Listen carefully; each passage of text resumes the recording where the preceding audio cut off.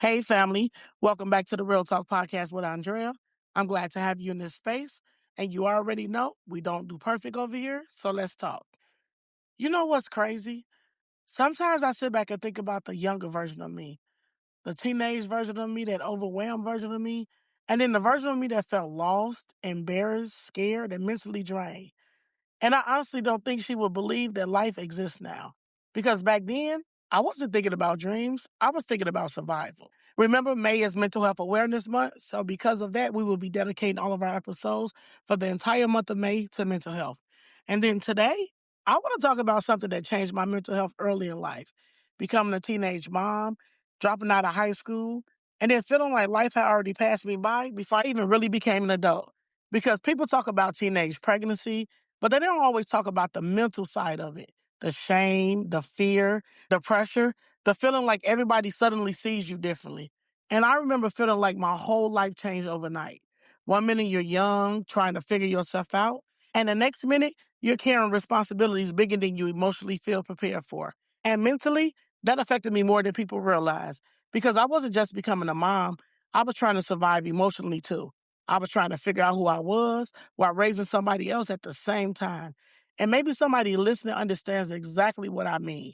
Maybe your story looks different than mine, but you know what it feels like to have life happen earlier than expected, to feel left behind, to feel judged, and to feel like everybody else is moving forward while you're mentally trying to catch up. And dropping out of high school, that mentally affected me too. Because when you leave school early, especially as a young mother, people start placing limitations on you. Some people stop expecting much from you. And then some people make you feel like your future already has an ending. And if we're being honest right now, after hearing negativity long enough, you can start believing it yourself. And that's what I really want people to understand in this episode. Mental health is not always about a diagnosis. Sometimes it's connected to life experiences, trauma, feeling unsupported, and sometimes it's connected to constantly feeling like you have to prove yourself. I remember having moments where I questioned myself constantly. I wondered if I was good enough. I wondered if I ruined my future. And then I wondered if I would ever become more than the mistakes people attached to me. And mentally, that kind of pressure can break you, especially young girls. And let's really talk about that for a second. How many young girls silently struggle mentally after becoming mothers early? How many girls feel abandoned emotionally? How many feel ashamed?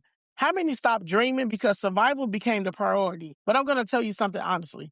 Even during that season, God never stopped working on me. Even when I felt lost, even when I felt mentally overwhelmed, even when I didn't fully believe in myself yet, God still had purpose over my life. And looking back now, I realized I was surviving a season that was helping me, not destroying me. Because today, I'm not just a teenage mom who dropped out of school. I'm a high school graduate, a college graduate. I built a business, became a life coach, became a podcaster, and then I became the type of woman younger me needed to see. And I need somebody listening to hear me clearly when I say this. Your current situation does not get the final say of your life because I also had to realize I wasn't just trying to survive for myself anymore.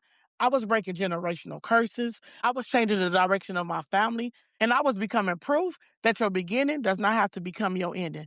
And if you're a young mother listening right now, or somebody who feels like life got off track early, I don't want you counting yourself out.